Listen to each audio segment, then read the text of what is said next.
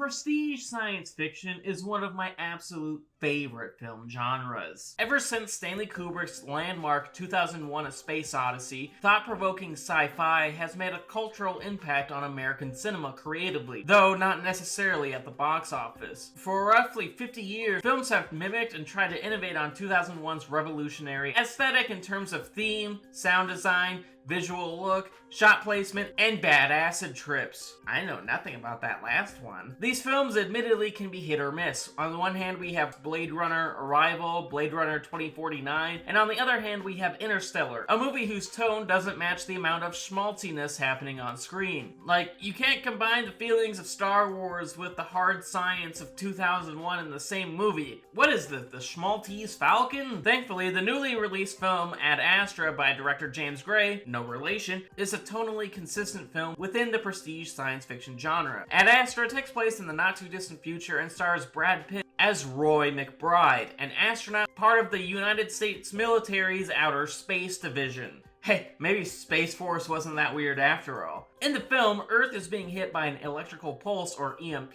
originating from outer space, and the US military believes it has something to do with Roy's father, H. Clifford McBride, played by Tommy Lee Jones, who was the world's most decorated astronaut, before, dying.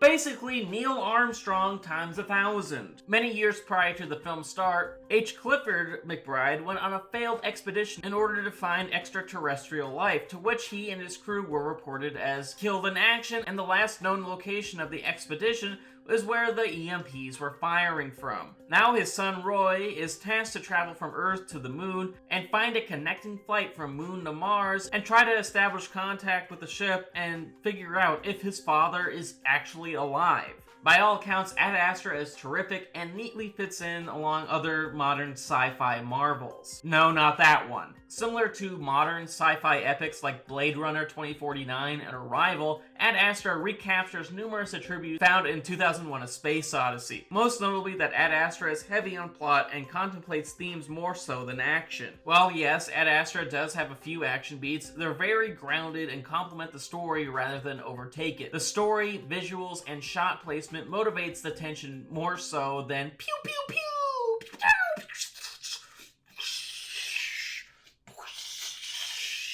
Oddly enough, Ad Astra is like Apocalypse Now in this regard, and I don't make that comparison lightly. Like Apocalypse Now, the movie is very deliberate during its more energetic moments that simultaneously engage the audience, move the plot forward, complement themes, and convey a story of a man voyaging through unfamiliar land in a universe gone horribly wrong. Kind of like the Dark Universe, but with better filmmaking. Ad Astra's thematic core examines the type of person who would choose a career that literally rockets them to the far reaches of space for long stretches of time away from family, friends, spouses, and the shirtless guy off I-95. In a way, Ad Astra is subtly about humanity and emotional connection. Like, think about it. What kind of person would choose to be an astronaut as a career? Who would love to be isolated in space for very, very long periods of time away from the people they love? What would that do to someone psychologically? As cool as space is that really much of an enviable career? All interesting questions worth asking. Admittedly, the answers that Ad Astra provides are contemplative ones that I somewhat disagree with. But even if I don't agree with all of its message, Ad Astra makes a strong argument for its various thematic points through near-perfect filmmaking, highlighting its message. Sometimes movies can be good despite disagreeing with what they mean, and that's definitely the case with Ad Astra. One of the reasons why I love art house-style science fiction movies is due to how well they play with light, sound, and movement, and Ad Astra is no exception. The film is a feast for the senses. Like a masterpiece painting, it absolutely begs the viewer to dissect every frame and think about what it's trying to say alongside Brad Pitt's restrained performance contemplating the film's atmospheric tendencies. Even at its most minimal, Ad Astra has a lot to say even without actually saying anything. This unfortunately leads into Ad Astra's only really big fault, and that's its narration. There are times within Ad Astra where Brad Pitt clunkily narrates parts of the movie, and I feel that it's an unneeded addition that only detracts from Ad Astra's allure. I don't know why these narrations are part of the film, especially considering that 2001: A Space Odyssey got rid of the third act narration in the final cut of its film,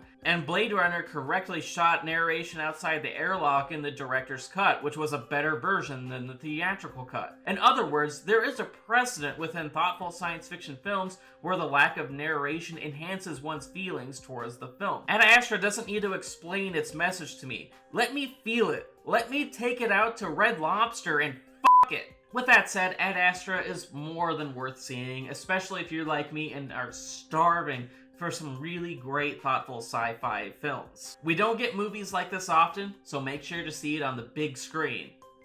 See ya.